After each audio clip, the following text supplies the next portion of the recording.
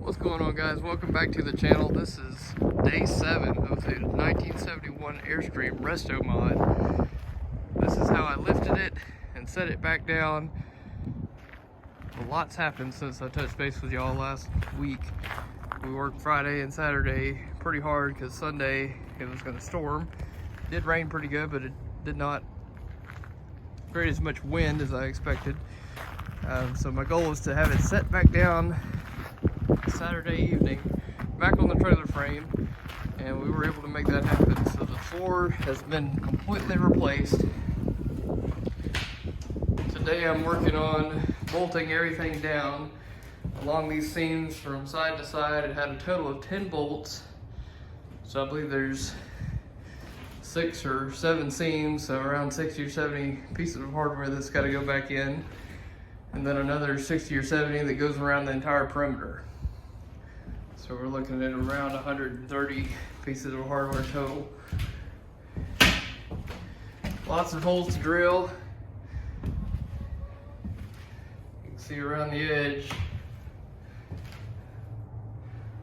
All that stuff has got to line back up, so just a little bit of shifting and playing as I go to get it right back in the original location.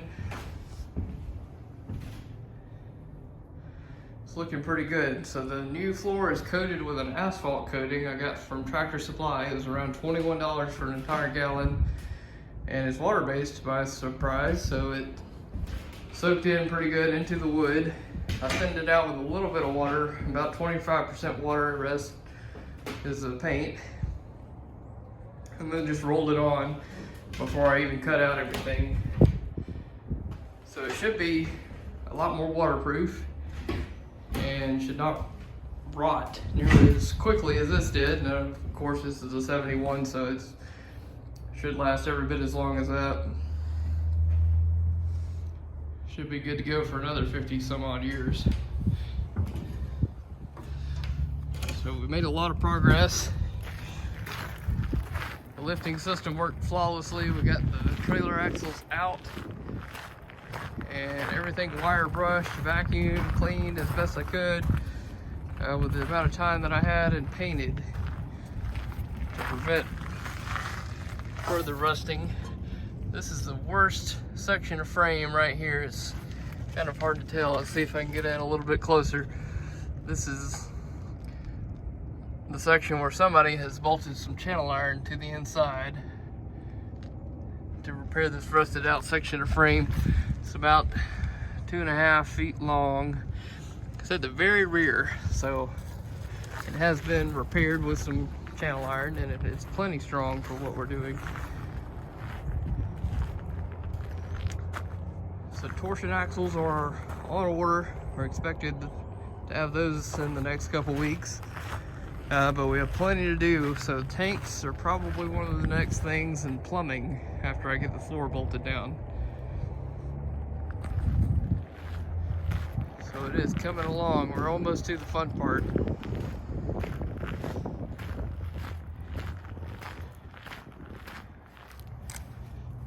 Back here, this is the last bit of adjustment that I have to do to get the back end lined up.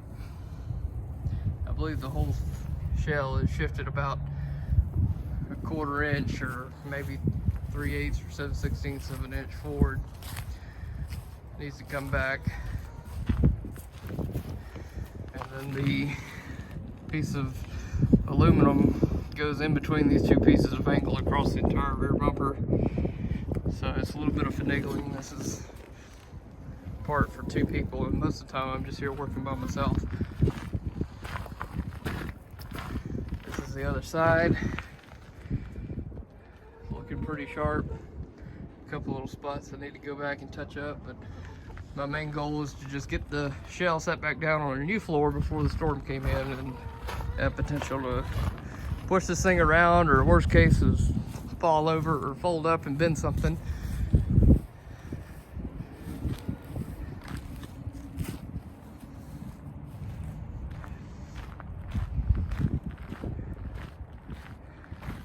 Right now I'm just working on pulling all the tethers off and taking my sticks up so I can stop ducking underneath all these tethers. probably going to still do it because I've been doing that so much, just walking around this thing, cutting and grinding and all that stuff, trying to dodge these tethers.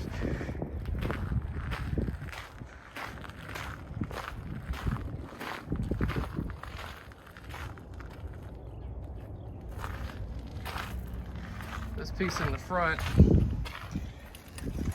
this piece of steel, I had to cut across here and prise it out, and I couldn't get to all these spot welds or tacks, so I had to cut those with a chisel, and so it's bent out a little bit, but it'll bend back down and be re-welded. I guess that's a safety thing. That's the only place they did something like that, is I guess to hold the front down. If everything else fails, it's not going to come flying off like a tent or a tarp right off the trailer frame.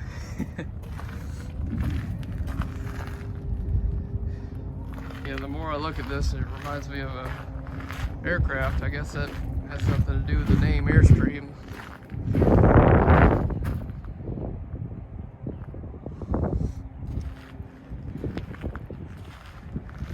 Lots of riveting to do. I bought a tool from Amazon. It attaches to a drill to do all my rivets. I think that'll speed along that process, save me several hours and a lot of hand cranking on that rivet gun.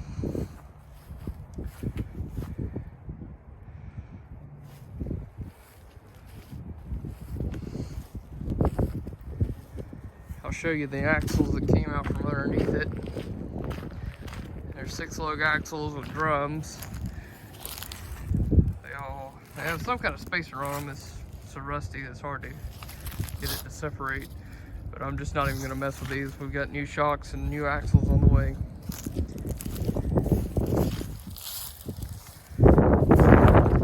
This is the belly pan that held up the freshwater tank. And over here is all the floor. It was just completely rotted out. For some pieces it was really hard to trace because it was just so rough around the edges. I couldn't hardly get a good measurement. It's pretty rough.